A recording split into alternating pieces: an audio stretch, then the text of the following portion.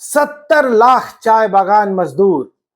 और यही वो संख्या है, यही वो जादुई संख्या है जिसने झारखंड के सत्ताधारी गठबंधन की चूल्हे हिला दी है। ऊपर से सब कुछ ठीक दिख रहा है, लेकिन अंदर ही अंदर एक ऐसी पॉलिटिकल सुनामी उठ रही है जो रांची से दिसपुर तक सब कुछ बदल देगी।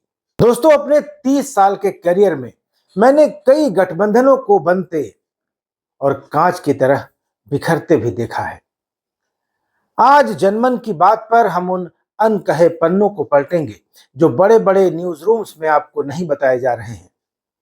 क्या हेमंत सोरेन अब कांग्रेस के साए से बाहर निकल चुके हैं?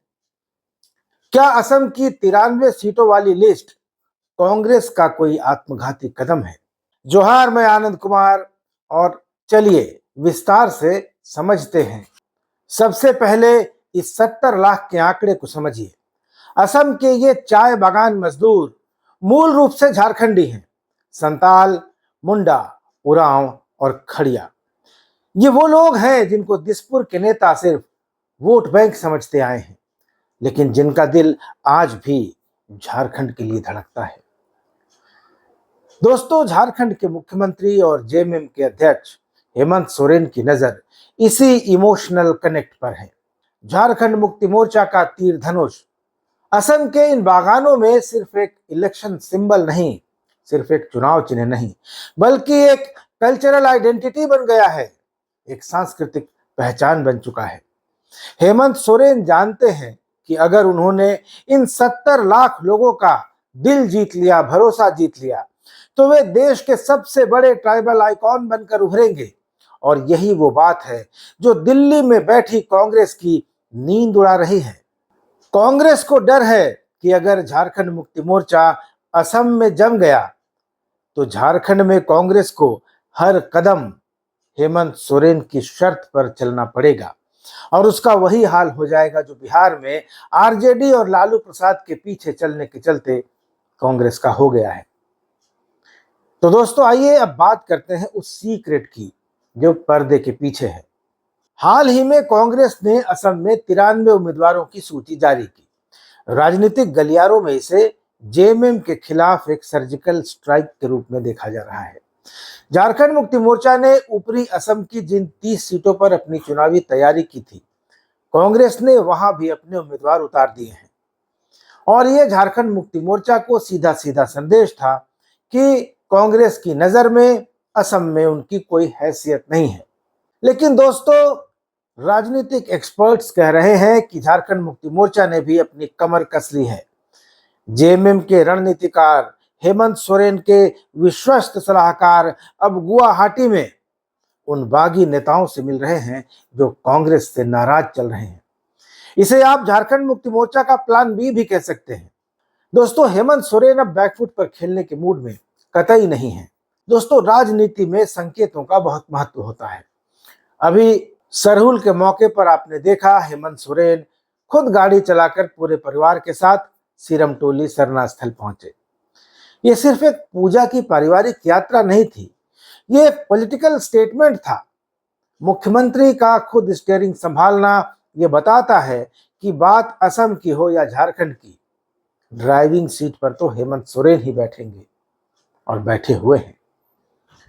जब हेमंत मांदर की थाप पर थिरक रहे थे तो वे सिर्फ एक मुख्यमंत्री भर नहीं थे, वे अपनी जड़ों से जुड़े एक ऐसे आदिवासी योद्धा की तरह दिख रहे थे जो अब पूरे देश में अपनी पहचान बनाने को तैयार है।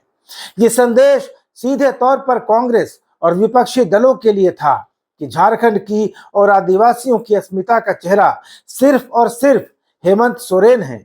वे अपने तरीके से राजनीति करेंगे। आपको वो सूट करता है तो आप उनके साथ आ सकते हैं, नहीं तो अपना रास्ता देख सकते हैं। तो दोस्तों, क्या इतिहास खुद को दोहराएगा? 23 मार्च यानी असम चुनाव के नामांकन की आखिरी तारीख ये तय कर देगी कि असम में फ्रेंडली फाइट होगी या सीधा टकराव। लेकिन एक बात साफ है कि भरोसे की दीवार में दरार आ चुकी है। अगर झारखंड मुक्ति मोर्चा ने अलग से 25 या 30 सीटें लड़ ली तो इसका सीधा असर रांची की कैबिनेट की कुर्सियों पर भी पड़ेगा। दोस्तों, असम की यह लड़ाई महज कुछ सीटों की नहीं है, बल्कि झारखंड के आने वाले राजनीतिक समीकरण का ट्रेलर है। लेकिन दोस्तों, अब असम चुनाव में नामांकन की आखिरी तारीख 23 मार्च है, यानी 1-2 दिन और बचे हैं और अभी तक झारखंड मुक्ति मोर्चा ने प्रत्याशियों की सूची जारी नहीं की है और यह भी घोषणा नहीं की गई है पार्टी की ओर से कि वे चुनाव लड़ेंगे या नहीं लड़ेंगे, तो अकेले लड़ेंगे, कोई गठबंधन का सहयोगी होगा तो कौन होगा, कांग्रेस होगी या फिर जय भारत समानता पार्टी होगी। तो ये 2 दिन बचे हैं, नामांकन की आखिरी तारीख 23 मार्च है और अगर झारखंड मुक्ति मोर्चा पिछले बिहार चुनाव की तरह घोषणा करने के बावजूद अगर असम में उम्मीदवार नहीं खड़ा करता है तो इसका एक अच्छा मैसेज नहीं जाएगा और यह मान लिया जाएगा कि ये पार्टी सिर्फ गीदड़ भभकी देती है, सिर्फ दबाव बनाने के लिए चुनाव लड़ने की बात कहती है। तो ये 2 दिन है, आज का दिन है, आज 22 मार्च है और तो झारखंड मुक्ति मोर्चा के पास चुनाव लड़ने की घोषणा करने और अपने प्रत्याशियों के नाम अनाउंस करने के लिए यही कुछ घंटे बचे हैं और इन्हीं कुछ घंटों में यह साफ हो जाएगा कि झारखंड मुक्ति मोर्चा असम में चुनाव में लड़ेगा या नहीं लड़ेगा, तो उसका सहयोगी कोई होगा या फिर वो अकेले चुनाव में जाएगा। आप क्या समझते हैं कि क्या झारखंड मुक्ति मोर्चा को कांग्रेस के साथ चुनाव लड़ना चाहिए या किसी और सहयोगी के साथ लेना चाहिए या फिर एकला चलो की राह पकड़नी चाहिए? अपनी राय कमेंट बॉक्स में जरूर दें, क्योंकि आपकी राय जनमन की बात का हिस्सा है। इस वीडियो को ज्यादा से ज्यादा शेयर करें और राजनीति की अंदरूनी बातों के लिए इस चैनल को सब्सक्राइब जरूर कर लें। अगले वीडियो में मिलेंगे, तब तक इजाजत दीजिए। धन्यवाद, नमस्कार।